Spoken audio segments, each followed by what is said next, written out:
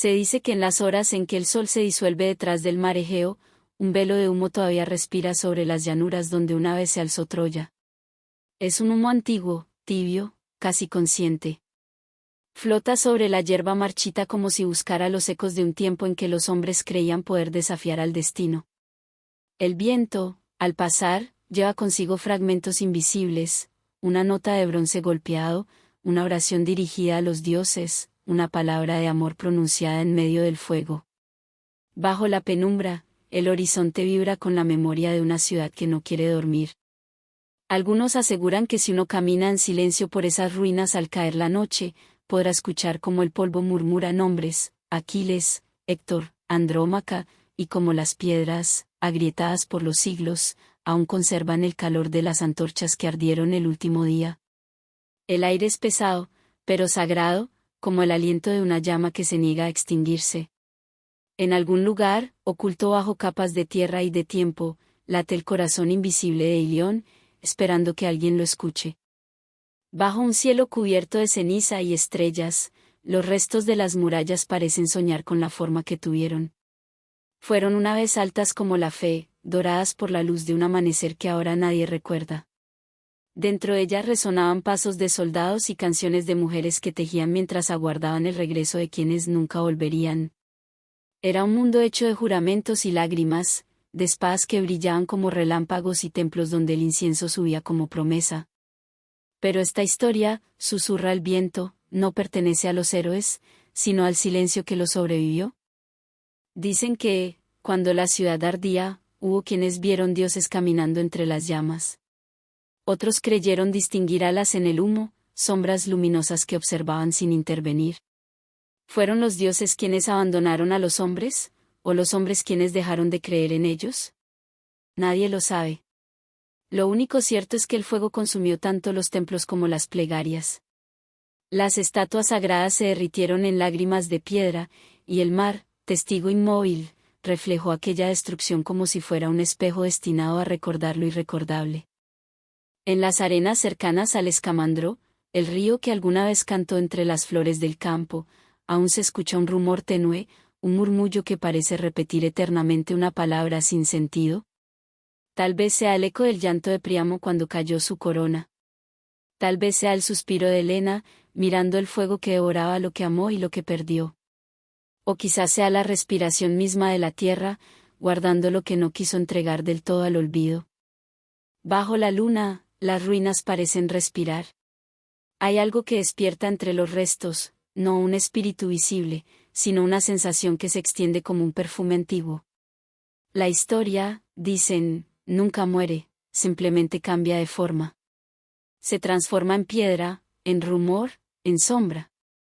Y mientras los viajeros duermen en la colina, creyendo que están solos bajo las estrellas, la ciudad soñada se levanta lentamente en el aire, hecha de humo, memoria y deseo. Fue aquí, en este mismo lugar, donde los dioses jugaron con la suerte de los hombres. Donde una manzana dorada encendió una guerra, y un solo beso bastó para que los siglos se inclinaran bajo su peso. En la distancia, los nombres de los héroes ya no suenan como gestas, sino como plegarias. Aquiles, con su furia y su resplandor, Héctor, con su lealtad que desafió al destino, ambos se disuelven ahora en la misma niebla. No hay vencedor. No hay vencido. Solo la belleza trágica de aquello que fue demasiado humano para durar. Algunos arqueólogos han desenterrado fragmentos, una copa rota, una lanza corroída, un trozo de mural ennegrecido, y los han dispuesto en vitrinas bajo luces frías. Pero el verdadero secreto de Troya no está en los museos, sino en la brisa nocturna. Está en esa sensación que nos hace detener el paso frente a lo que no comprendemos. Porque, más allá de toda historia, hay un pulso que no se puede explicar, el pulso del mito, latiendo todavía en la tierra que lo engendró. Bajo las estrellas, uno podría imaginar el regreso de los fantasmas.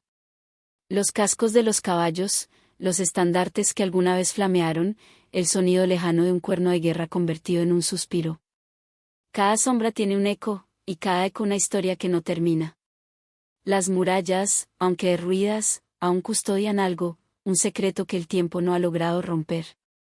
Quizás sea la verdad de por qué cayó la ciudad. Quizás solo sea la memoria de un sueño demasiado grande para los hombres. A veces, los viajeros que pasan cerca aseguran haber visto, entre la bruma del amanecer, la figura de un hombre inclinado sobre el agua. No lleva armadura ni corona. Solo mira el río en silencio, como si esperara oír un nombre. Tal vez sea Héctor. Tal vez Aquiles.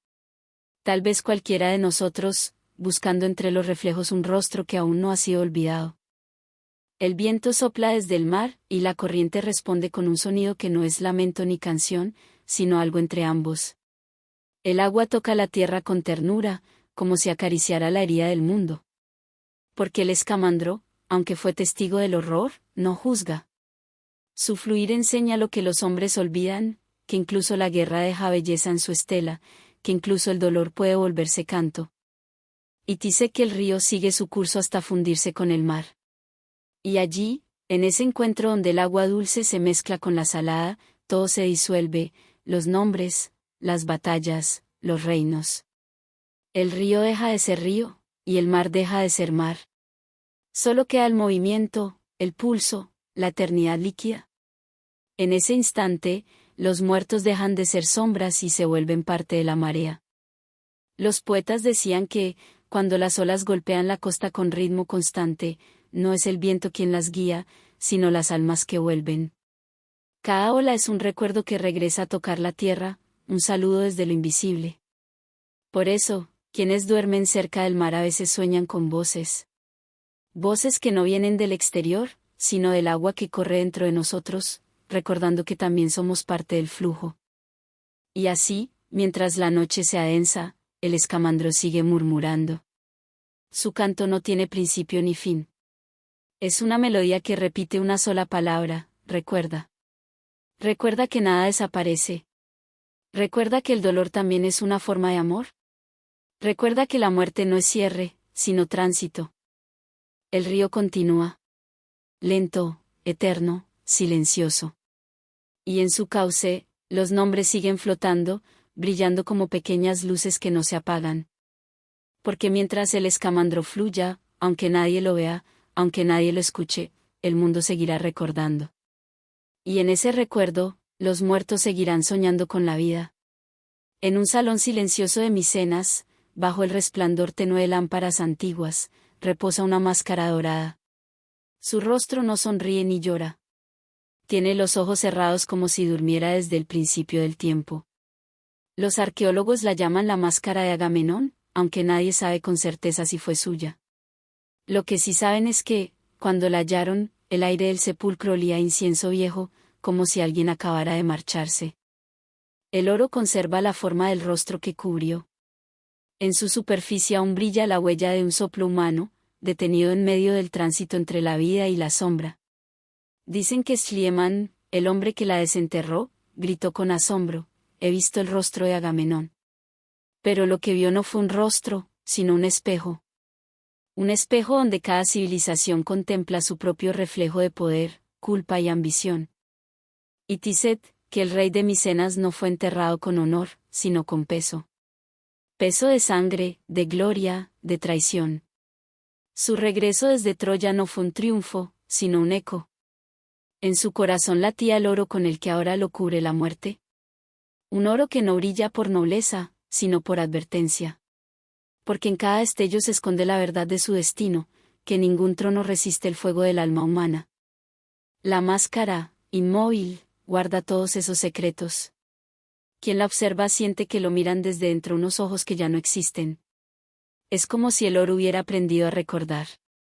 Bajo su brillo yace la historia del hombre que fue rey y víctima, vencedor y sacrificado.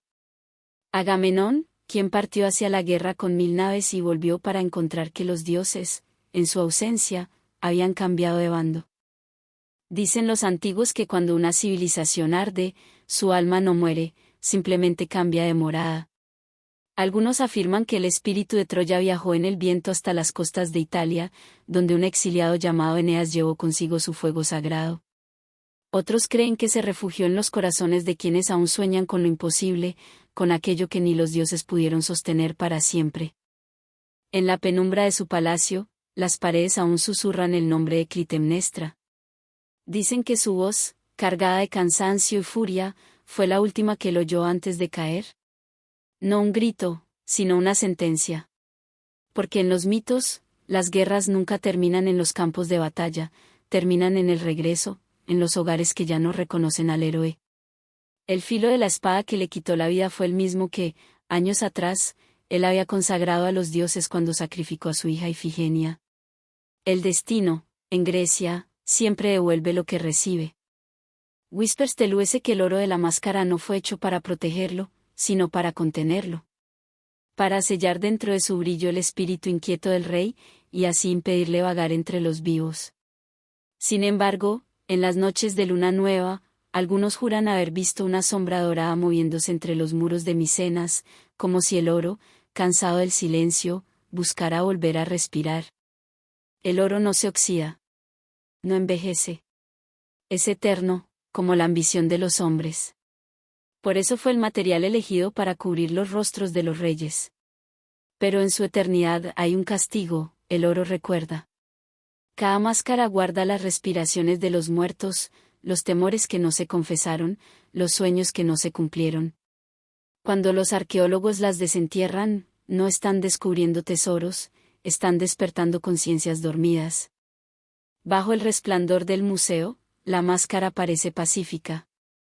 Pero si uno la contempla demasiado tiempo, puede sentir una leve incomodidad, como si la serenidad del rostro fuera solo una ilusión. Detrás de esa calma se percibe un temblor, una grieta invisible. Es el eco de la pregunta que aún flota sobre la historia: ¿quién fue realmente Agamenón? ¿Un héroe, un mártir, un instrumento de los dioses, o solo un hombre atrapado por su propio reflejo? En la mitología, los dioses no castigan con relámpagos, sino con espejos. Le muestran al hombre lo que ha hecho, hasta que no puede soportar su propia imagen. Tal vez por eso la máscara tiene los ojos cerrados, para no ver el rostro del mundo que ayudó a incendiar. Los sacerdotes micénicos creían que, al cubrir con oro el rostro del rey, le daban la posibilidad de cruzar al otro lado sin ser reconocido por los dioses vengativos. El oro era un disfraz, una promesa de anonimato en la eternidad. Pero el anonimato nunca dura. El nombre de Agamenón sigue flotando como una brasa que no se apaga. Ni el oro pudo ocultar su historia, porque la memoria humana es más persistente que cualquier metal. A veces, el viento que pasa por las ruinas de Micenas produce un sonido extraño, un zumbido leve, metálico. Los guías lo atribuyen al eco del valle, pero los aldeanos lo saben, es la máscara respirando. En cada ráfaga, parece exhalar un recordatorio, una advertencia que viaja con el polvo y la luz. Quizás dice: ningún poder sobrevive a la sangre que lo alimenta. El oro que lo cubre no brilla igual a todas horas. Al atardecer se tiñe de rojo, como si recordara los sacrificios que lo acompañaron. Al amanecer, se vuelve pálido, casi humano. Entre ambos momentos, en ese intervalo donde la luz duda, la máscara parece moverse. No de manera visible, sino sutil, un ligero cambio de expresión, una sombra en la curva de la boca. Quien la observa podría jurar que está a punto de hablar. Los antiguos creían que los muertos conservaban una última palabra, una frase que solo podría decirse cuando el alma comprendía el sentido de su existencia. Pero el oro, al sellar el rostro, impidió que esa palabra saliera. Por eso la máscara guarda ese silencio tenso, como una oración interrumpida. En algunos sueños, los poetas afirman haberla visto abrir los ojos. No como un gesto de terror, sino de alivio. Y en su mirada, dorada y calma, no había condena, sino compasión. Porque quizás Agamenón entendió al fin que toda gloria se desmorona, y que la única victoria posible es aceptar la fragilidad que compartimos con los dioses. Y si uno cierra los ojos, puede oír como el humo asciende aún, lento y plateado, hacia un cielo sin dioses. Es el humo de las promesas rotas, de los amores que ardieron hasta consumirse, de los juramentos que ninguna eternidad pudo sostener. Se eleva no para pedir perdón, sino para recordarnos que todo lo que brilla debe, tarde o temprano, volver a ser polvo. Y dice que en los confines del tiempo, cuando los hombres hayan olvidado los nombres y solo quede el eco del viento, la máscara de Agamenón seguirá allí. No en museos, no en templos, sino en la memoria del mundo. En cada acto de orgullo, en cada gesto de arrepentimiento, ella volverá a reflejarse, recordándonos que el oro que cubre también encierra. Y cuando al final del día la última lámpara se apaga sobre su vitrina, la máscara vuelve a dormir. Pero el silencio que deja no es vacío. Es una pausa llena de significado, una respiración antigua que dice, en voz tan baja que apenas se escucha: no hay trono más alto que el del polvo. No hay rostro más verdadero que aquel que el tiempo borra. Entonces, la oscuridad la cubre, y el oro brilla una vez más. No como adorno, sino como advertencia. Porque en su brillo inmóvil sigue latiendo, eternamente, el corazón del rey. Se dice que la noche en que los troyanos encontraron el caballo de madera frente a sus murallas, el aire estaba demasiado quieto. No soplaba el viento del mar, y hasta las antorchas ardían sin movimiento, como si algo invisible contuviera la respiración del mundo. El caballo se erguía allí, inmenso, inmóvil, cubierto de polvo y silencio. No parecía obra humana. Su madera, ennegrecida por el fuego del sitio, brillaba bajo la luna como si respirara por sí misma. Nadie sabía de dónde había venido. Algunos decían que era un regalo de los griegos, un tributo a la diosa Atenea, otros, que era una burla, un símbolo de derrota. Pero hubo quienes, en el fondo, sintieron algo más profundo y oscuro, una presencia. No un objeto, sino un cuerpo vivo, que esperaba. Los ancianos aconsejaron quemarlo. Los sacerdotes, temerosos de los augurios, propusieron consagrarlo al templo. Pero la multitud, cansada de tantos años de guerra, eligió creer en la esperanza. El caballo se convirtió en símbolo de paz, y los hombres, olvidando las advertencias del viento, lo arrastraron dentro de la ciudad. Los tambores resonaron, las puertas se abrieron, y el destino cruzó el umbral disfrazado de ofrenda. Y Tiset, que aquella noche, mientras el pueblo celebraba, alguien en lo alto de las murallas vio moverse el caballo. Muy lentamente, como si respirara. Las sombras se estiraban a su alrededor con un pulso propio, y el aire, antes sereno, comenzó a oler a ceniza. Pero nadie quiso mirar demasiado tiempo. Porque la mente humana, cuando sospecha la verdad, también busca el refugio de la ilusión. El caballo fue colocado en el centro de la plaza. Allí, bajo la luna, su presencia parecía absorber la luz. Los niños lo tocaban con curiosidad, los sacerdotes lo rociaban con vino y oraciones. Nadie notó que las estrellas empezaban a desvanecerse. Que el cielo, poco a poco, se volvía más bajo, más denso, como si una sombra inmensa descendiera desde lo alto. Dentro del caballo, la oscuridad era absoluta. Entre tablones y resina dormían hombres armados, los ojos abiertos, el corazón contenido. A cada golpe del tambor, una respiración. A cada grito de júbilo, una mirada contenida. Esperaban el signo, el momento en que el silencio se hiciera total y el destino, cumplido. Whispers teluese que en la medianoche exacta, cuando el último fuego se extinguió y las risas se convirtieron en sueño, un leve crujido rompió el aire. Fue el sonido del primer tablón cediendo, del primer suspiro liberado. Nadie lo oyó, salvo los perros, que comenzaron a gemir sin razón. Luego, nada. Solo el roce de las sombras moviéndose dentro del coloso. Quizás la caída de Ilión no fue un castigo, ni una traición, ni una tragedia. Quizás fue un retorno. El regreso de la piedra al polvo, del fuego al aire, del nombre al silencio. En cada ruina yace una semilla de eternidad, esperando que alguien la mire sin buscar gloria, solo comprensión. Las crónicas hablan de fuego, de traición, de muerte. Pero los sueños antiguos cuentan otra historia. Dicen que lo que salió del caballo no fueron hombres, sino sombras. No sombras como ausencia de luz, sino como memoria del dolor acumulado. Aquellas formas, hechas de ira, miedo y destino, cruzaron la ciudad sin ruido, encendiendo antorchas invisibles. Cada llama que surgía era un recuerdo de todas las guerras anteriores, de todos los errores que los dioses no habían podido olvidar. Y mientras Troya ardía, el caballo seguía de pie. Iluminado por las llamas, parecía mirar la ciudad como un testigo, o como un juez. Su madera chispeaba, pero no se consumía. Dentro de él, aún quedaba el eco de las voces que habían esperado la noche.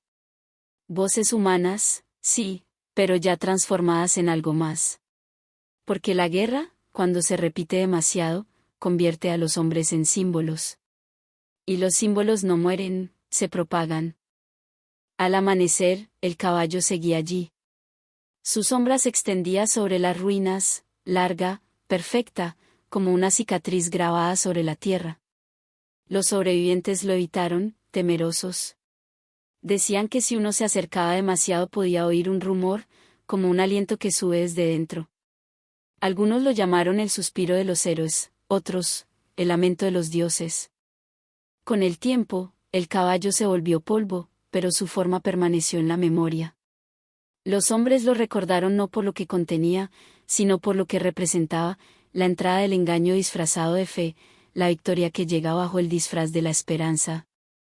En los siglos que siguieron, su imagen se repitió 1000 veces, en templos, en sueños, en los símbolos del poder humano, porque el caballo no era solo un arma, sino una idea, que lo que más tememos no entra por la fuerza, sino por la puerta que abrimos nosotros mismos.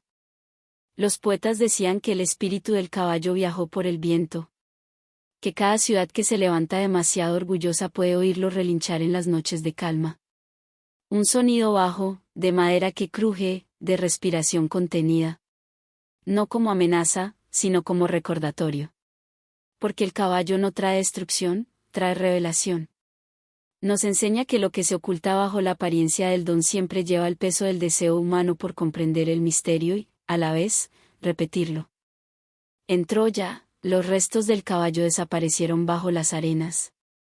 Pero dicen que, cuando sopla el viento del este, el suelo vibra. Las partículas de polvo se levantan en espirales, como si la tierra exhalara. Es el espíritu del caballo, que aún respira, moviendo el aire sobre un campo donde el silencio aprendió a contar historias. Y si uno cierra los ojos, puede imaginarlo otra vez, la figura inmensa en la oscuridad, el rumor de pasos ocultos, el suspiro de la ciudad dormida. Se oye el crujido de la madera y el eco de las sombras que salen, no para destruir, sino para recordar. Porque todo caballo es una lección disfrazada de regalo. Toda victoria es una herida que respira. Y todo fuego, por más brillante que arda, deja tras de sí una sombra que nunca se apaga. Al final, lo que quedó de Troya fue el silencio. Pero dentro de ese silencio, el caballo sigue avanzando, invisible, de ciudad en ciudad, de sueño en sueño, buscando nuevas puertas que abrir. Y quizás, mientras dormimos, su sombra pase junto a nosotros, recordándonos con un susurro que apenas roza el alma. Y así, mientras la noche se espesa, los restos de la ciudad duermen bajo un manto de estrellas. El mar murmura en la distancia, y el viento vuelve a pasar, llevándose consigo el olor de la ceniza antigua. En ese soplo hay algo que nos pertenece, un eco de todo lo que fuimos y de todo lo que perdimos. No temas al enemigo que llega con espadas. Tema al don que llega con sonrisa. Luego, el silencio vuelve. Y el caballo, hecho de niebla y memoria, continúa su marcha eterna, llevando sobre su lomo la sombra de todo lo que el hombre aún no ha aprendido a reconocer en sí mismo. Dicen que hay voces que no pertenecen al tiempo, sino al eco. Voces que resuenan cuando el mundo duerme y que solo los corazones más silenciosos pueden escuchar. Una de esas voces fue la de Casandra, la hija de Príamo y Hécuba, aquella que veía lo inevitable pero no podía convencer a nadie de su verdad. Su historia no es de batalla ni de triunfo, es la historia del dolor de saber. Se dice que el don de la profecía fue también su condena. Apolo, el dios del resplandor, se lo ofreció como un regalo, esperando a cambio su amor. Pero Casandra, al comprender la naturaleza de la promesa, lo rechazó. Entonces Apolo la bendijo y la maldijo a la vez, su visión sería perfecta, pero su voz, inútil. Podría ver el futuro, pero nadie creería sus palabras. En el mismo instante en que el dios se alejó, el mundo cambió de color. Las sombras se volvieron más largas. El aire se volvió más denso. Y la verdad, desde entonces, se volvió un idioma que nadie entiende del todo. En las noches de Troya, mientras el resto dormía, Casandra vagaba por las torres, mirando hacia el mar. El viento del Egeo agitaba su cabello, y las antorchas, temblando, iluminaban su rostro con un brillo de fiebre. Cada vez que cerraba los ojos, veía el futuro, la ciudad en ruinas, los templos convertidos en polvo, el fuego devorando los palacios. Pero al amanecer, cuando trataba de advertirlo, las risas la rodeaban. «La locura es contagiosa», murmuraban los soldados. «No escuches a la hija del dios que la olvidó». Sin embargo, su voz persistía. Era como una nota suspendida entre dos mundos, el del sueño y el de la vigilia. A veces hablaba con los niños del templo, contándoles historias en voz baja. Les decía que los dioses, cansados de los hombres, ya no hablaban en el trueno, sino en los silencios. Que el destino no es una cadena, sino una puerta que se abre en dirección contraria. Los niños la escuchaban sin comprender, pero en sus ojos quedaba grabada la calma extraña de su voz. Y Tiset que, la noche antes de la caída, Casandra no durmió. Subió a la torre más alta del palacio y contempló el horizonte. En la distancia, el caballo de madera se erguía como una montaña oscura. Las antorchas ya se habían apagado, y solo la luna bañaba la ciudad en una luz azulada, tan hermosa que dolía. Casandra sabía lo que venía. No solo lo veía, lo sentía en cada respiración. Pero no gritó. No bajó a la plaza. No volvió a suplicar. Esa noche, por primera vez, aceptó que la verdad también necesita silencio para ser comprendida. Whispers Teluese que, cuando cerró los ojos, el futuro y el pasado se fundieron en uno. Vio la ciudad arder, pero también vio el mar calmarse. Vio la espada de Aquiles, pero también la semilla que brotaba entre las cenizas. Vio la muerte de los héroes, pero también el nacimiento de las palabras que los recordarían. Entendió que el fuego no era un final, sino una transformación. Y comprendió que el destino no castiga, purifica. Los que sobrevivieron contaron que, en medio del incendio, la figura de Casandra caminaba entre las llamas. No corría, no lloraba. Su mirada estaba fija en el cielo, y sus labios se movían como si recitaran un poema que nadie más podía oír. Algunos pensaron que estaba loca, otros, que había alcanzado algo más grande que la razón.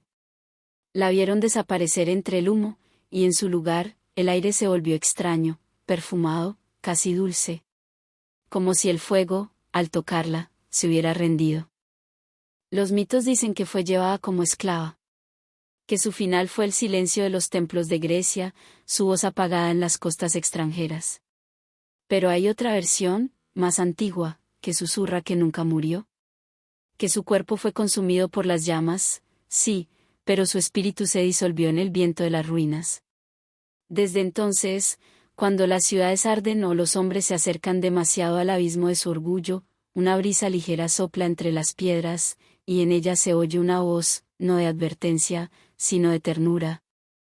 Casandra no fue un castigo, sino un espejo. Nos enseñó que la verdad no se mide por ser creída, sino por su permanencia. Que hay palabras que necesitan siglos para ser comprendidas. Y que incluso el silencio puede ser profecía. Porque Troya, dicen las voces más viejas del viento, nunca cayó del todo. Se disolvió en nosotros. Vive en cada historia contada al borde del sueño, en cada llama que titila antes de apagarse, en cada alma que, frente a la oscuridad, aún se atreve a recordar. A veces, en los templos abandonados o en los pasillos de los museos, alguien siente un escalofrío leve, una corriente de aire que pasa sin origen. No es el viento. Es la respiración de Casandra, aún vagando entre las memorias. Ella no anuncia ya el futuro, lo contempla. Y cuando nos inclinamos sobre las ruinas, cuando tratamos de reconstruir lo que fue, ella nos observa en silencio, sonriendo apenas. Porque sabe que cada generación, al buscar la verdad, repite la misma danza de fe y negación, de fuego y redención. Y dice que en los sueños más profundos, cuando el alma flota entre el pensamiento y el olvido, Casandra se acerca y susurra al oído una sola frase. Ya lo sabes. Solo aún no lo crees. Y en ese instante, algo en el corazón humano se abre. No con miedo, sino con comprensión. Como si el alma reconociera que la verdad no es luz ni sombra, sino ambas. La profecía de Casandra no fue destrucción, sino memoria. Su don no fue maldición, sino espejo. Porque todo lo que predijo sigue ocurriendo, no en las ciudades, sino dentro de nosotros. Cada vez que la humanidad se entrega a su propio orgullo, el caballo regresa. Cada vez que la razón calla a la intuición, Casandra despierta. Y así, bajo el silencio del cielo, su voz continúa viajando. No busca creyentes, solo oyentes. Una voz sin templo, sin patria, sin tiempo. Una voz que recuerda que el conocimiento sin compasión es otra forma de ruina. Quizás por eso, en las noches más tranquilas, cuando el fuego de las velas titila y el sueño se acerca, podemos oírla. No afuera, sino adentro. Una voz suave que no exige, que no amenaza, que solo dice: escucha. No todo lo que arde se destruye. Algunas llamas enseñan. Y entonces, el sueño llega. Lento, sagrado, lleno de esa paz que solo concede la comprensión. El amanecer llega despacio sobre las ruinas del mundo antiguo. No hay gritos, ni tambores, ni fuego ya. Solo el rumor del viento moviendo las espigas que crecen donde antes hubo piedra y sangre. El mar, inmóvil por un instante, parece recordar. Sobre el horizonte, la luz se abre como un canto sin voz, una nota que viaja desde el principio de los tiempos. Es el aliento del mito, respirando una vez más. Se dice que, cuando todo termina, los dioses no desaparecen, solo callan. Su silencio se posa sobre la tierra como una sombra tibia, como una plegaria que ya no necesita palabras. Las ciudades que construyeron los hombres, Troya, Micenas, Esparta, duermen bajo capas de polvo y memoria, pero bajo esas capas aún laten los corazones invisibles de los que soñaron. Porque nada muere del todo cuando ha sido amado, ni siquiera las piedras. En los lugares donde las guerras ardieron, florecen ahora olivos y amapolas. Cada hoja que se mueve al viento lleva una historia. Cada pétalo que cae repite una oración que nadie escribió, recuerda. Recuerda que hubo una vez héroes que se creyeron eternos y que descubrieron, demasiado tarde, que el verdadero poder era el silencio. Recuerda a las mujeres que esperaron, a las profetisas que vieron más de lo que el mundo quiso creer, a los reyes que aprendieron que el oro no compra la paz.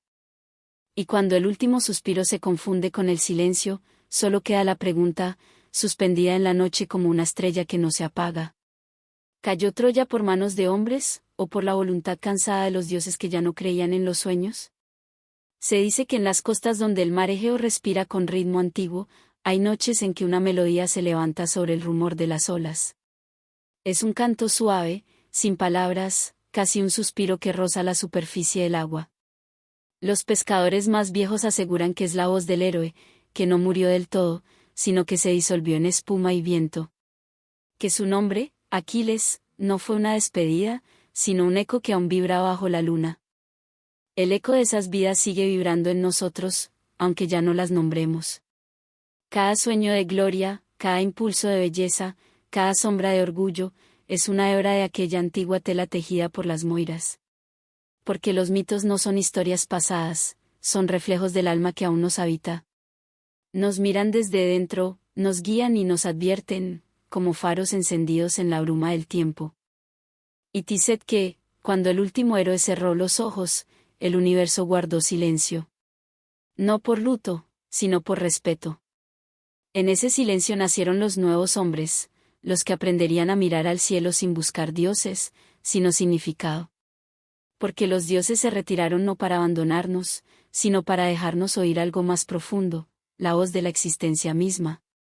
Whispers Teluese que cada generación oye esa voz de manera distinta. Algunos la llaman ciencia, otros arte, otros amor. Pero es la misma melodía que resonó en las piedras de Delfos, en el hilo de las moiras, en el río que recordaba a los muertos. Una música hecha de respiración, de duda, de silencio. Y mientras siga habiendo quienes escuchen, el mito no morirá. Tal vez todo esto fue un sueño, y en ese sueño el mundo se inventó a sí mismo. Tal vez Troya no fue una ciudad, sino una idea, la idea del orgullo que se quema para renacer en comprensión. Tal vez Helena no fue una mujer, sino el reflejo del deseo que nos condena y nos salva.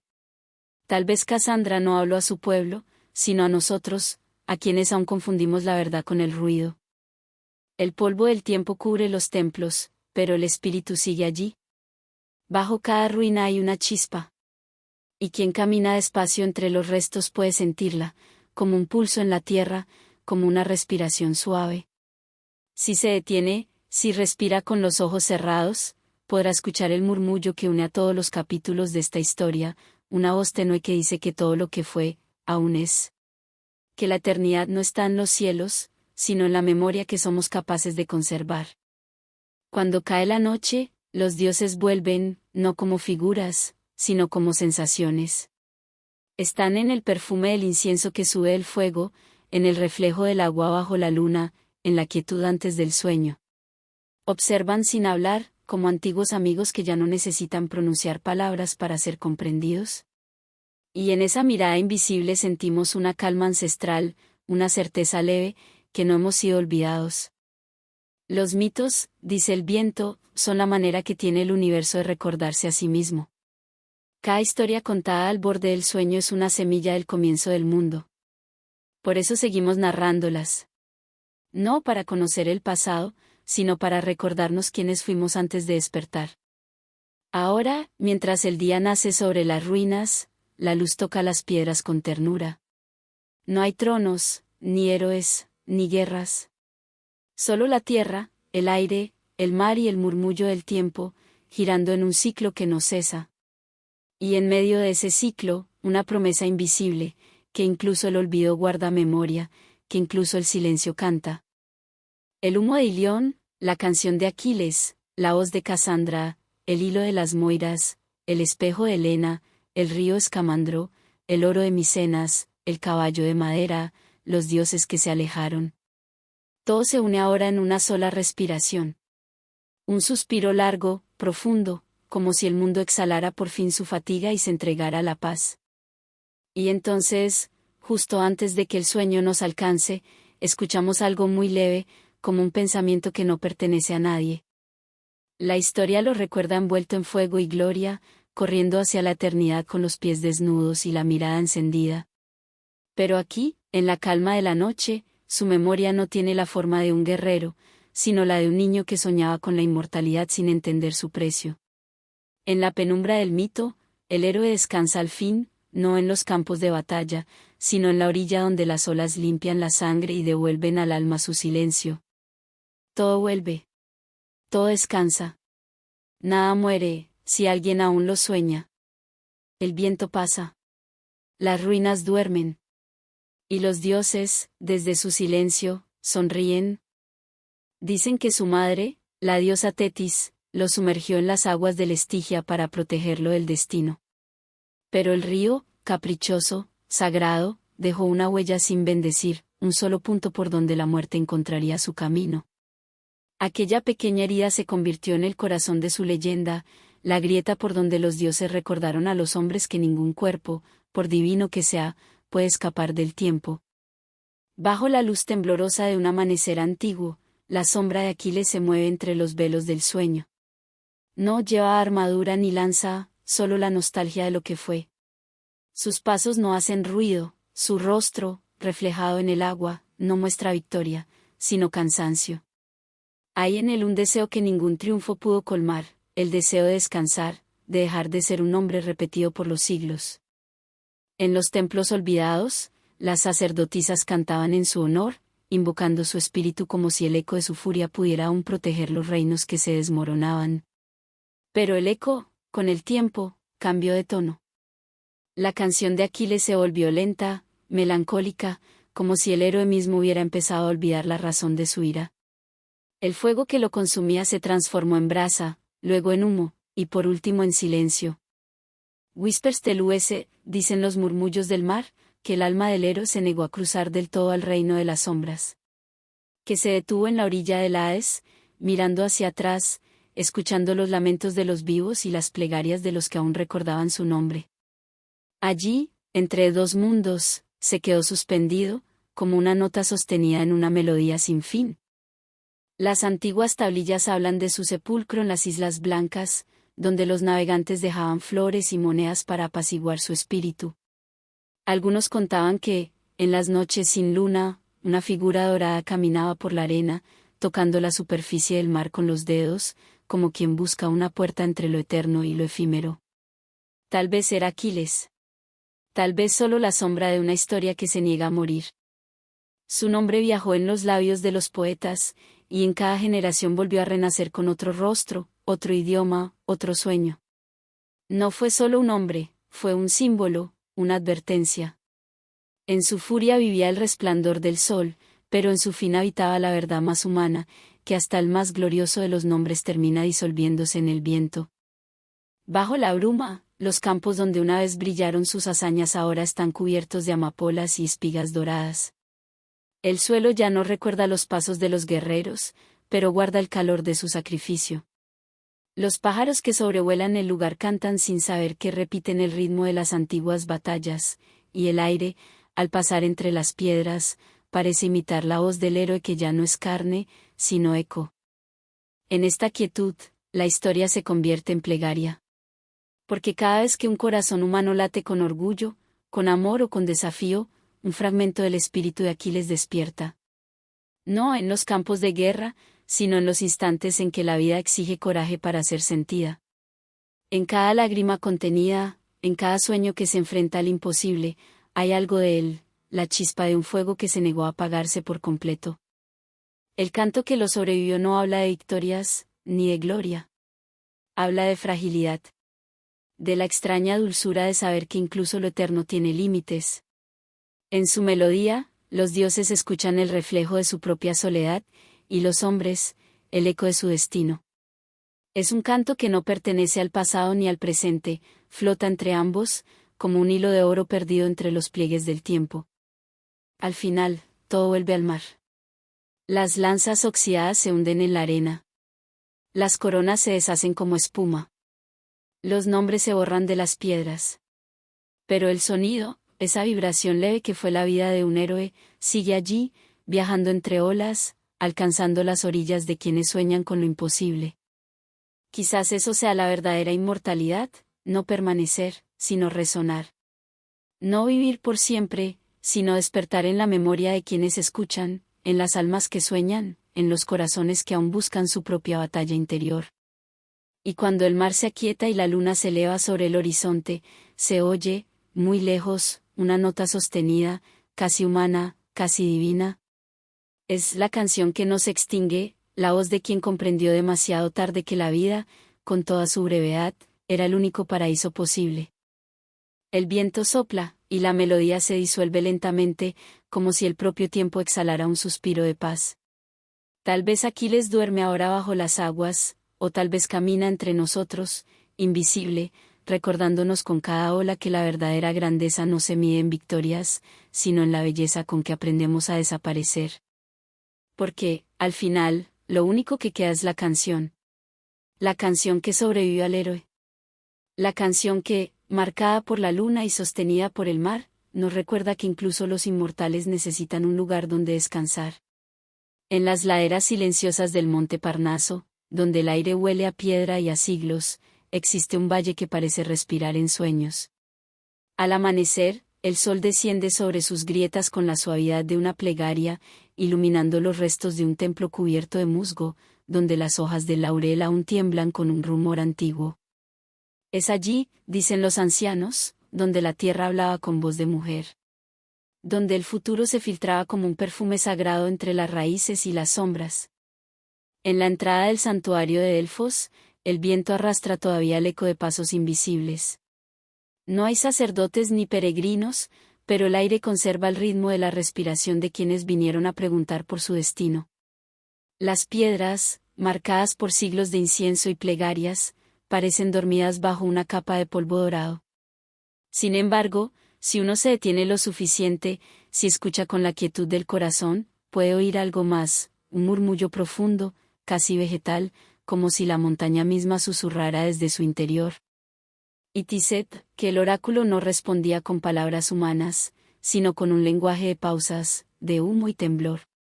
Los que acudían a consultar a la Pitia se sentaban frente al abismo de su propio destino, esperando que una voz, entre el delirio y la revelación, les revelara el sentido del camino. Algunos salían transformados, otros, enloquecidos. Porque la verdad, dicen las hojas del laurel, no se ofrece sin precio. El templo estaba consagrado a Apolo, el dios de la luz y de las visiones. Allí, entre columnas que parecían columnas de aire, ardía el fuego eterno. Las sacerdotisas, vestidas con lino blanco, entraban en trance al inhalar el vapor que emergía del suelo. Sus ojos se velaban, y sus voces se volvían canto. En ese instante, el mundo dejaba de ser un lugar de certezas, y todo se convertía en símbolo. Las montañas, las nubes, los hombres, todo se volvía parte de un mismo misterio. Algunos creían que era el Dios quien hablaba a través de la mujer, otros decían que era la tierra misma, recordando lo que los humanos habían olvidado. Lo cierto es que las respuestas no llegaban nunca de forma directa. El oráculo respondía en círculos, en metáforas, en ecos. Quien preguntaba, ¿qué será de mí?, escuchaba, quizás, cosecharás lo que siembres bajo un cielo sin luna.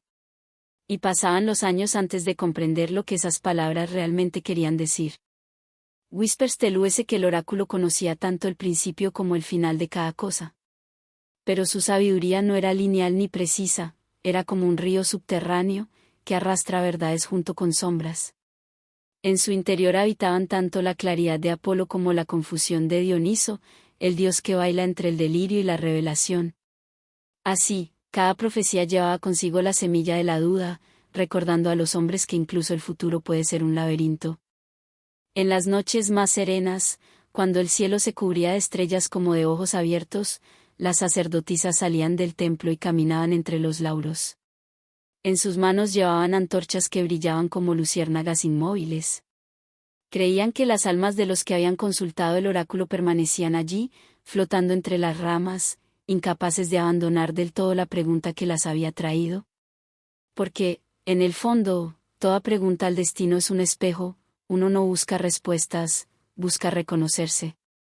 Bajo el árbol de laurel, la brisa murmura aún nombres olvidados, reyes que vinieron buscando la victoria, madres que preguntaron por sus hijos, jóvenes que querían saber si el amor los salvaría o los consumiría. Todos se fueron con una respuesta distinta, pero todos compartieron el mismo silencio al final, la certeza de que lo sagrado no responde, solo refleja. Se dice que un día el oráculo cayó. Que la fuente de vapor se secó y el laurel dejó de temblar. Los templos se convirtieron en ruinas, los dioses se marcharon a la sombra, y el mundo se llenó de voces humanas demasiado ruidosas para oír lo divino. Sin embargo, algunos afirman que la Pitia nunca se fue del todo. Que su voz sigue viva, pero ya no habla desde los templos, sino desde dentro de nosotros. Cuando dudamos, cuando soñamos, cuando algo dentro de nosotros presiente lo que aún no ha ocurrido, tal vez sea ella, la voz del oráculo, quien nos susurra, como una brisa que atraviesa los siglos. No para decirnos el futuro, sino para recordarnos que el destino es solo otra forma del alma buscándose a sí misma. Bajo el cielo de Delfos, el aire aún vibra con esa presencia. Si uno respira profundo, siente algo moverse en el pecho, una mezcla de miedo y reverencia. Es el eco de lo sagrado, el recuerdo de que hubo un tiempo en que la verdad no se gritaba, sino que se susurraba. En que los hombres sabían escuchar los signos del viento, la dirección del humo, el temblor de una hoja. La montaña, cubierta de bruma, parece dormida. Pero su sueño no es olvido, es espera. Tal vez aguarda el regreso de quienes aún creen en las señales. Aquellos que entienden que el conocimiento no siempre ilumina, a veces, apenas deja entrever. Que las respuestas verdaderas no resuelven, sino que despiertan una pregunta más profunda. Y cuando el silencio cae por completo sobre el valle, se oye un último murmullo entre las ramas del laurel. No es un mensaje claro, ni una promesa. Es apenas un respiro que dice, muy despacio. Lo que buscas no está delante, está dentro. Luego, el viento vuelve a moverse, las hojas tiemblan, y el oráculo vuelve a dormirse bajo su árbol. Pero su voz, tenue y eterna, sigue viajando en el aire nocturno, como si buscara un oído lo bastante tranquilo para escucharla. Tal vez esa sea la verdadera profecía, no predecir, sino enseñar a escuchar. Y así, bajo la luna, el templo invisible respira. Las estrellas lo observan, los siglos lo cubren de polvo, y la voz que habló en la oscuridad sigue repitiendo su único secreto. Que el destino no se encuentra en las palabras, sino en el silencio que las rodea. Se dice que hubo un tiempo en que los dioses caminaban entre nosotros. Que sus pasos eran brisa, que sus voces se confundían con el rumor de los ríos, y que el mundo, entonces, estaba lleno de señales. El relámpago era un mensaje, el eco una advertencia, la lluvia una bendición. Los hombres los temían, sí, pero también los amaban. Les ofrecían pan, incienso, oro, pero sobre todo silencio, ese silencio que nace de la reverencia.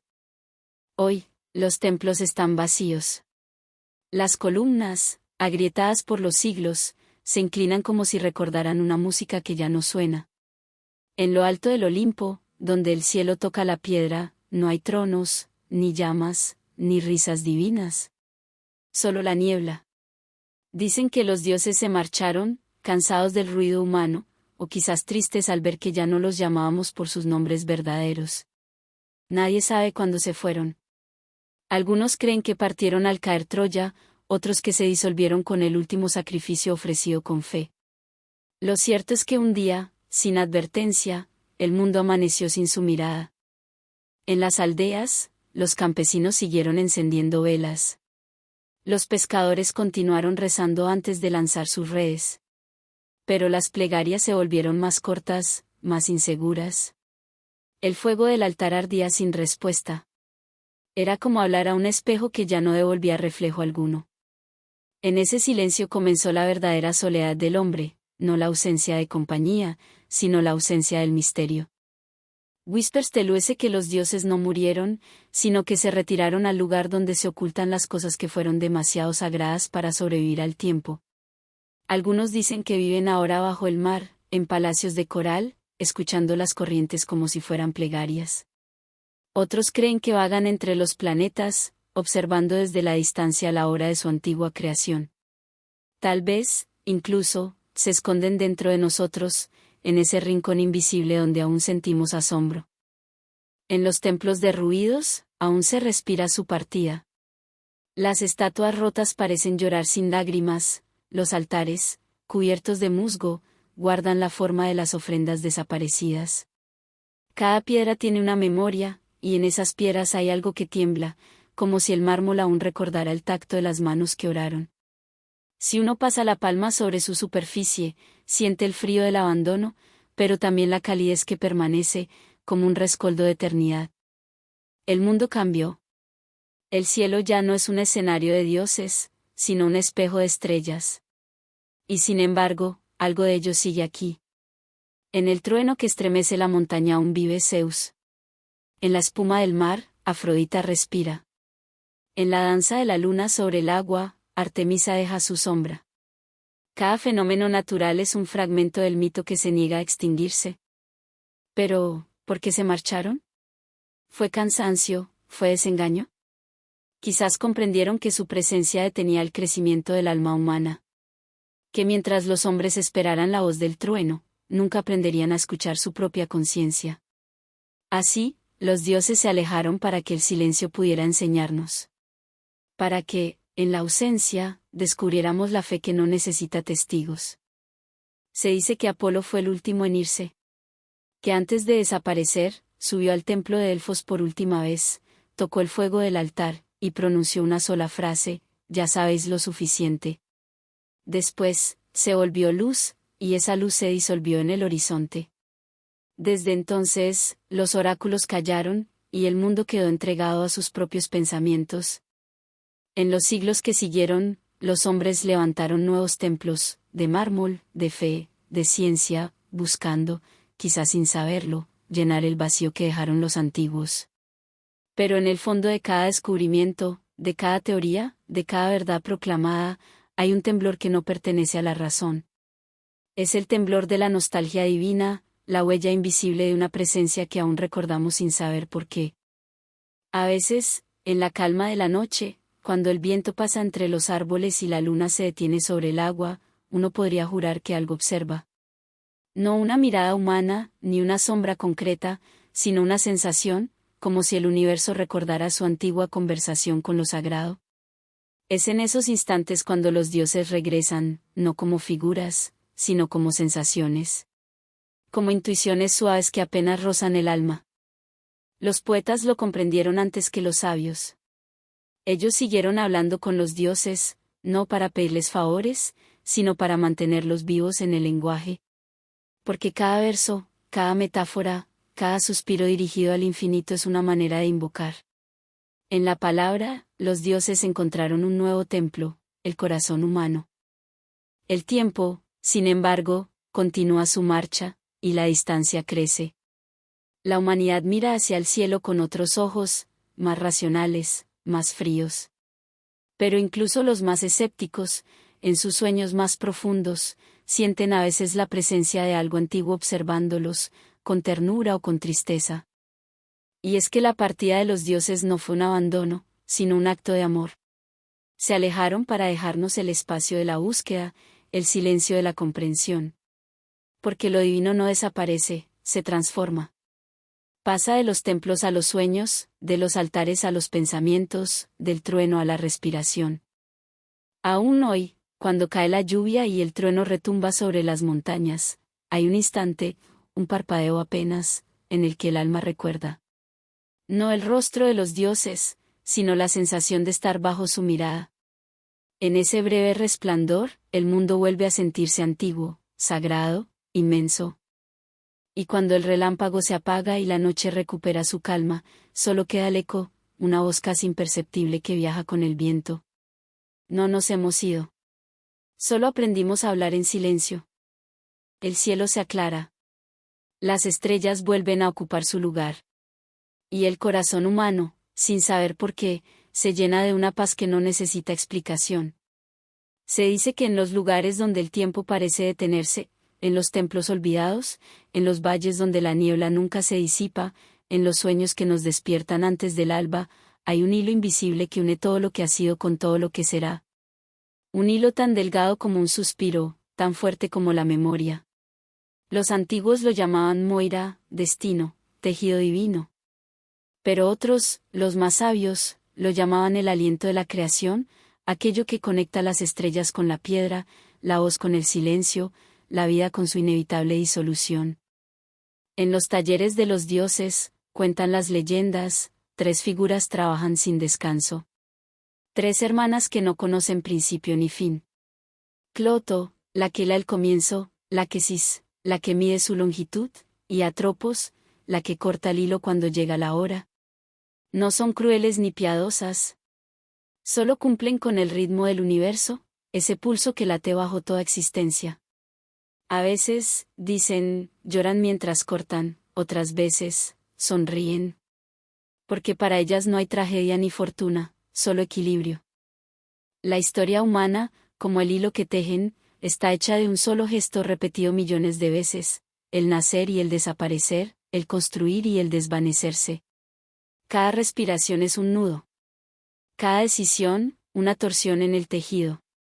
Y aunque los hombres creen caminar libres, cada paso vibra dentro del telar que ellas sostienen. No hay camino fuera del hilo, porque el hilo es el camino mismo. Bajo una lámpara de aceite, en una noche tan antigua como el sueño, las 3 hermanas trabajan. Sus dedos se mueven sin prisa. El hilo brilla apenas, dorado y leve, y cada hora contiene una historia, la de un héroe que morirá sin saber que su nombre será recordado, la de una mujer que mirará a la luna y entenderá algo que nadie podrá escribir, la de un niño que soñará con un mar que nunca existió. Todas las vidas son fibras de una misma tela. Unas luminosas, otras oscuras. Juntas, forman la textura del tiempo. Algunas noches, dicen los viejos mitos, las moiras se detienen. Miran su obra y guardan silencio. Porque a veces el tejido parece vibrar con un resplandor distinto, como si algo, en algún rincón del cosmos, estuviera a punto de despertar. Es entonces cuando las tres escuchan atentamente. No al ruido de los mortales, sino algo más sutil, el susurro de la posibilidad. El sonido de una vida que, aun predestinada, intenta desafiar su propio diseño. Whispers teluese que en esas raras ocasiones, Cloto deja caer el uso, y el hilo, al soltarse, traza una curva inesperada. Esas desviaciones son las que los hombres llaman milagros, encuentros, intuiciones. No son errores del destino, sino sus respiraciones. Porque incluso la perfección necesita un espacio para el misterio. En un rincón del taller cósmico, un hilo más luminoso que los demás tiembla. Su brillo parece contener todo el fuego de las estrellas. Es el hilo de la humanidad, frágil, cambiante, lleno de deseo y contradicción. Las diosas lo observan con una mezcla de asombro y ternura. Ninguna otra criatura ha intentado nunca comprender el propio tejido que la sostiene. Ninguna ha buscado tanto su origen ni ha temido tanto su fin. Los poetas, los soñadores, los que aman y los que sufren, son aquellos que escuchan el sonido del hilo. Lo perciben en el rumor del viento, en la cadencia de la lluvia, en la respiración de quien duerme junto a ellos. Lo sienten vibrar en su pecho como un recordatorio de que toda vida está tejida con otras, que ningún destino es solitario. A veces, los hilos se cruzan. Y cuando eso ocurre, los dioses suspiran. Porque cada cruce cambia la forma de todo el tapiz. Un gesto amable, un encuentro fortuito, una palabra dicha al pasar, cada cosa, por insignificante que parezca, altera el dibujo eterno. Las moiras lo saben y, en su sabiduría, no detienen el tejido. Dejan que el azar haga su danza breve dentro del orden. Así, el universo se mantiene vivo, palpitante, imperfectamente perfecto. Bajo la mirada de las estrellas, ese hilo también une los mundos, el de los vivos y el de los muertos, el de los sueños y el de la vigilia. Cuando dormimos, dicen, nuestras almas ascienden por ese hilo, subiendo lentamente como un humo leve hacia el taller de las tejedoras. Allí, ellas lo acarician con suavidad, revisando los pliegues de nuestro destino. A veces, trenzan una esperanza nueva. A veces, alisan una pena vieja. Y al amanecer, cuando despertamos, sentimos una calma sin nombre, sin saber por qué. En los templos de piedra, los antiguos representaban el destino con una rueda. Pero la rueda no giraba sola, giraba sostenida por hilos invisibles. Y cada vuelta era una lección, una repetición sagrada de nacimiento, pérdida y renacer. La vida no era vista como un camino recto, sino como una espiral que se pliega sobre sí misma. Todo lo que parte vuelve. Todo lo que muere, transforma. Todo lo que se separa, vuelve a encontrarse en otra forma. Y Tisedat, cuando el universo expire, las tres hermanas recogerán su telar y observarán la gran obra terminada. Y en ella verán no hilos aislados, sino una única luz. Una sola melodía entretejida de infinitas voces. En ese instante, el tiempo dejará de moverse, no porque haya terminado, sino porque ya no necesitará hacerlo. Pero hasta que ese día llegue, las moiras siguen hilando. Siguen escuchando los suspiros de los hombres, los latidos de la tierra, los silencios de los astros. Su tarea no es decidir, sino recordar. Recordar que todo lo que nace lo hace bajo el mismo pulso, el de un universo que respira a través de nosotros. Y cuando la noche es lo suficientemente quieta, cuando los relojes se detienen y el pensamiento se adormece, puede oírse, muy lejos, un leve zumbido. No viene el viento, ni el mar. Es el sonido del hilo. Ese hilo que nos une a lo invisible, que nos sostiene en medio del vacío, que nos guía incluso cuando creemos estar perdidos. Tal vez eso sea el destino, no una cadena, sino una música. Una melodía que las diosas tocan con dedos invisibles, y que nosotros, en nuestros sueños, seguimos sin saber que somos parte de ella. Y así, mientras la oscuridad se cierne sobre el mundo y la respiración se hace lenta, el hilo sigue brillando. Débil, dorado, eterno. Uniendo lo que fue con lo que será. Uniendo lo que amamos con lo que perdimos. Uniendo, silenciosamente, todos los mundos. Bajo la pálida luz de la luna, aún brilla un fragmento de cristal enterrado entre las ruinas de Esparta. Dicen que perteneció a Helena, la mujer por la que ardieron las murallas de Ilión. No un espejo de vanidad, sino de memoria. Porque no reflejaba el rostro que el mundo conocía, sino aquello que ella veía cuando nadie la miraba, el cansancio, la culpa, la belleza que dolía por ser eterna. Algunos viajeros han jurado que, si uno se inclina sobre ese espejo roto, puede ver en su superficie no su propio reflejo, sino los ecos de una historia que nunca se apagó. Se escucha el sonido de pasos sobre mármol, el roce de una túnica, un suspiro que se disuelve como humo. Es la respiración de Helena, que aún flota entre el mito y el arrepentimiento. Y Tisset, que incluso antes de la guerra, su belleza era una herida abierta en el mundo. Que los hombres no la amaban realmente, sino que adoraban lo que creían ver en ella, un reflejo de los dioses, una promesa de lo imposible. Pero ella, en su silencio, sabía que toda adoración es una forma de prisión. Por eso, a veces, se escondía tras los cortinajes del palacio y miraba al cielo, preguntándose qué sentiría ser invisible.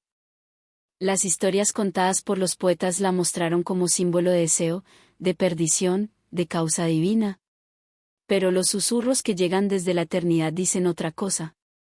Dicen que Helena no huyó por pasión, sino por cansancio. Que siguió a París no por amor, sino porque su reflejo en el agua del Eurotas ya no le devolvía nada. Buscaba una mirada que la viera como humana, no como promesa. Y en esa búsqueda comenzó la tragedia de todos, cuando una sola alma busca redención, el mundo entero tiembla. El espejo, entonces, se convierte en símbolo de lo que fue y lo que no pudo ser. En su superficie, la historia repite sus imágenes con la precisión del destino, los barcos partiendo bajo el sol, las lanzas brillando en el amanecer, las plegarias de las madres al pie de los muros, el fuego, el humo, y el silencio después del fin. Todo por un reflejo mal interpretado, por una ilusión que los hombres confundieron con destino. En los templos antiguos, las sacerdotisas decían que Helena estaba marcada por la luna. Que su belleza era un don y una condena. Porque todo lo que resplandece demasiado corre el riesgo de no pertenecer a este mundo. Su rostro era un espejo para los dioses, y en él se miraban no para admirarse, sino para recordar su propia fragilidad. La eternidad también se cansa de ser perfecta. Cuando la guerra terminó, Helena regresó a Esparta. El palacio la recibió en silencio, como si las paredes la reconocieran pero se negaran a pronunciar su nombre. Menelao, su esposo, la miró sin palabras. En su rostro no había ira, sino una calma antigua, resignada. La había amado, la había perdido, la había recuperado. Pero la mujer frente a él ya no era la misma. Había visto el fuego del mundo y había comprendido que no hay victoria posible en una historia escrita por los dioses. Las noches en Esparta eran largas. Helena se sentaba frente al espejo, ese mismo que hoy yace fragmentado, y observaba su reflejo a la luz de las lámparas. Lo que veía no era la mujer que hizo temblar a los reinos, sino una sombra cansada de su propia imagen. A veces, las lágrimas empañaban la superficie, y el reflejo se disolvía como si la memoria misma quisiera borrarse. Whispers teluese que en una de esas noches, el espejo habló. No con voz, sino con imagen. En él, Helena vio todas las vidas que habían ardido por su causa. Vio a Aquiles cayendo bajo las murallas, vio a Andrómaca abrazando las ruinas, vio a las mujeres de Troya encadenadas por el viento. Y entre todas esas visiones, comprendió que su historia no le pertenecía. Que su nombre era solo un hilo en el tejido de las Moiras, una chispa en el fuego de los dioses.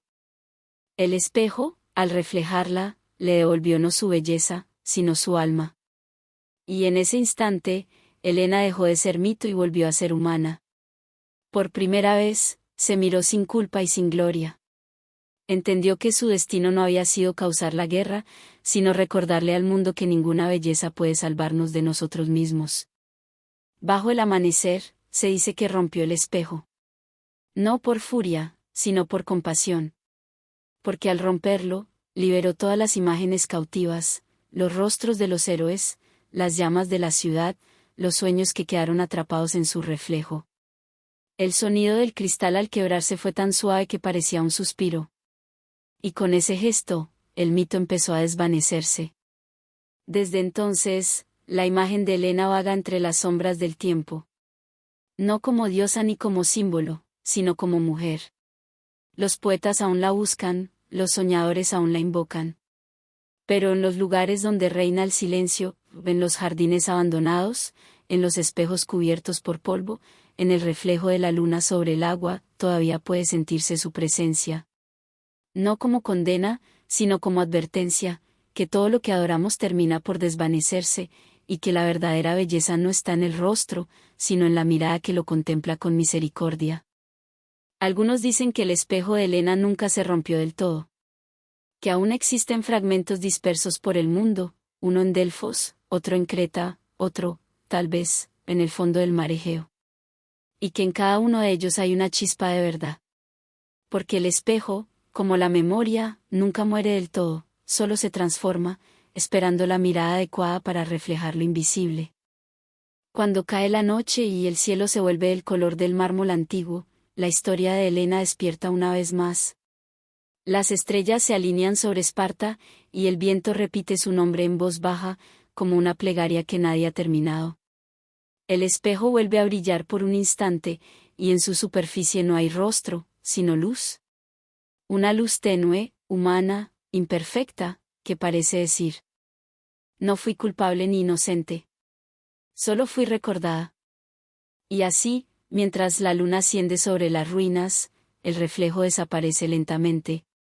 Solo queda la calma, el rumor de la noche, y el eco de un espejo que aún sueña con devolver al mundo una imagen que no hiera, sino que comprenda. En la vasta llanura donde alguna vez se alzó Troya, el río Escamandro sigue fluyendo. Nadie lo ve realmente, porque su cauce se ha ocultado bajo siglos de tierra y silencio, pero los pastores que duermen a su orilla dicen que, en las noches sin luna, el agua murmura nombres. Es un murmullo tenue, casi una plegaria: Héctor, Aquiles, Patroclo, Andrómaca, ecos que flotan entre el sueño y la memoria. Dicen que ese río no olvida.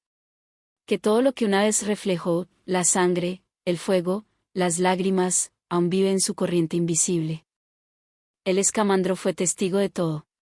Vio a los héroes hundirse bajo su espuma, vio los cascos hundirse en el barro, vio el cielo arder sobre la ciudad caída. Pero lo que guarda no es horror, sino reverencia. Cada gota es una memoria, cada remolino, una historia contada sin palabras. En su curso subterráneo, el río ha aprendido el lenguaje del alma. Lo que los hombres llaman muerte, él lo llama retorno. Y dicen que los antiguos lo consideraban sagrado. Que antes de cruzarlo, los guerreros ofrecían una libación al agua, pidiendo que su reflejo los recordara si caían. No pedían inmortalidad, sino recuerdo, una forma más suave de permanecer. Porque los dioses, en su distancia luminosa, olvidan, pero la tierra, el agua, la piedra, conservan. A veces, el río emerge por breves instantes. Brota como un hilo de plata entre los juncos, canta con voz temblorosa y vuelve a ocultarse.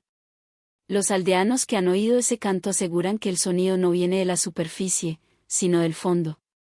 Como si el agua hablara desde adentro, desde una profundidad donde los siglos no pesan. Si uno escucha con el corazón abierto, dicen, puede oír las risas de los héroes antes de la batalla, las voces de las mujeres que esperaban su regreso, y los suspiros de quienes, aun muertos, siguen soñando con el amanecer. En las antiguas tablillas micénicas, el Escamandro era llamado el río que recuerda. No porque poseyera conciencia, sino porque su fluir era un espejo del tiempo, siempre en movimiento, siempre regresando. Ninguna lágrima vertida en él se pierde, cada una se convierte en parte de su caudal. Así, el río se vuelve un puente entre mundos, un corredor líquido por donde viajan las almas, no hacia el olvido, sino hacia la paz. Whispers del US que, después de la caída de Troya, las sombras de los muertos siguieron caminando por sus orillas. En las noches sin viento, se veían luces tenues flotando sobre el agua, como estrellas atrapadas en su superficie. Los más antiguos creían que eran las almas buscando su reflejo. El Escamandro, compasivo, les ofrecía el suyo, una imagen tranquila, sin heridas, sin guerra. Y al verse, las almas descansaban. En tiempos remotos, algunos sacerdotes erigieron un pequeño santuario en su ribera. No un templo de piedra, sino un círculo de cañas y lámparas. Allí, encendían antorchas y dejaban flotar sobre el agua pequeñas figuras de cera con los nombres de los muertos. Al amanecer, las figuras se derretían y los nombres se disolvían en el cauce, mezclándose con la corriente. Era su manera de devolver la vida al río, de ofrecerle lo más humano que poseían, la memoria. Con el paso de los siglos, el santuario desapareció. Pero el rito, de alguna forma, permanece. En cada historia contada junto al fuego, en cada verso que recuerda a los caídos, en cada lágrima que toca la tierra, el escamandro revive. No como río visible, sino como símbolo.